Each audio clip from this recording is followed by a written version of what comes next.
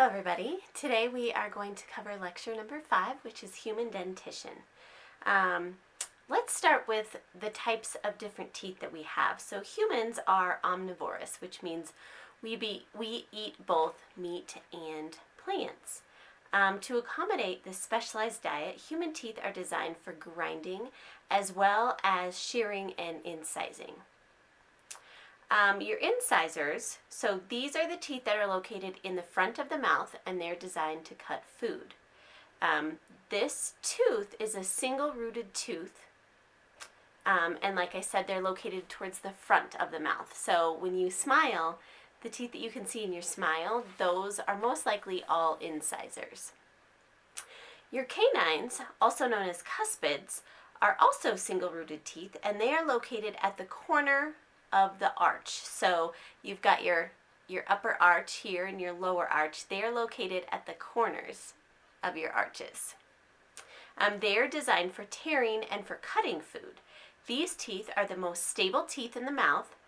They have the longest root of all human teeth, and they are the last to be lost. Premolars, also known as bicuspids, these teeth have a somewhat broad surface so that you can grind food, and they have cusps for grasping and tearing food. Molars, they have more cusps than any of the other teeth. They have broad and short cusps, which translates into a wider chewing surface, which is used for grinding hard masses of food.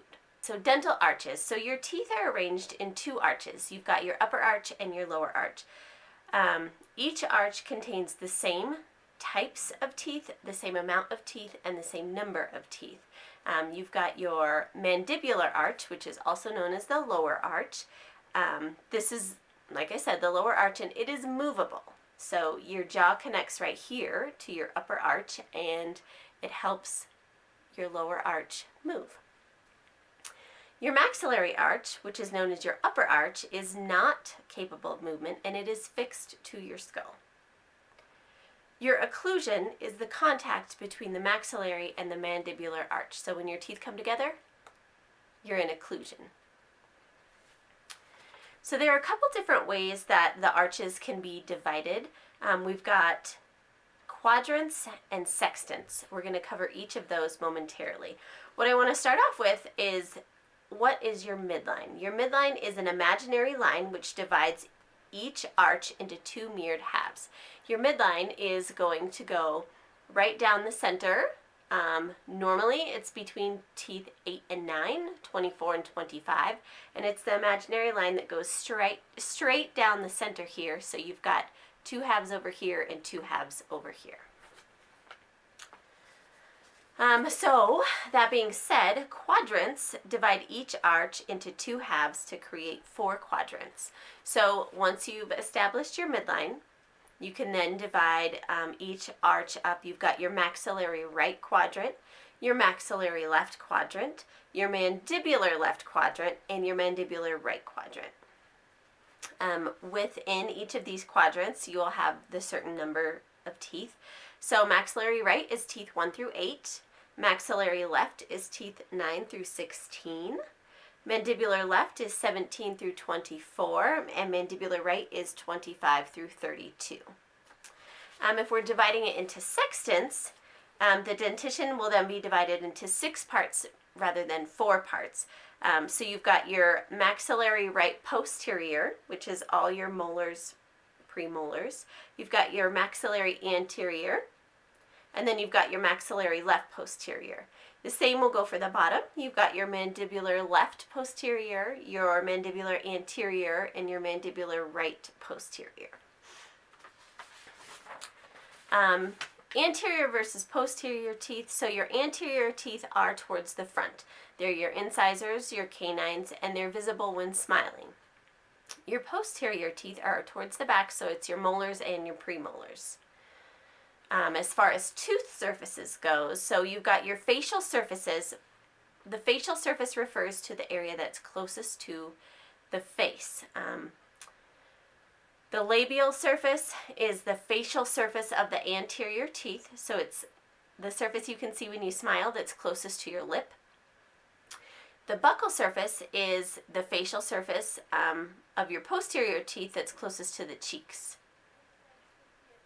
Masticatory surfaces are the chewing surfaces of the teeth. We've got the incisal surface, which is the chewing surface of the anterior teeth. So it's the edges of all of these teeth here. Your occlusal surface is the chewing surface of your posterior teeth. So it's what we were talking about where all the cusps are, it's that surface. Your lingual surface is the surface closest to the tongue. Your mesial surface is the surface closest to the midline. Your distal surface is the surface that is the farthest away from the midline. And then you've got your proximal surface. The proximal surface is the surface of a tooth that's facing the adjacent tooth. Interproximal surface is the area between two adjacent teeth. So the division of tooth into thirds. We've got the root of the tooth. We've got the apical third, which is the part of the tooth that is closest to the apex of the tooth. We've got the middle third, and then we've got the cervical third, which is closest to the cervix or the neck of the tooth. Tooth numbers. This is something that you're definitely going to need to make sure that you memorize. Adult dentition, you have 32 teeth, including wisdom teeth. You want to try and find a way to remember where the teeth numbers are in the mouth. For example, wisdom teeth, memorize the wisdom teeth.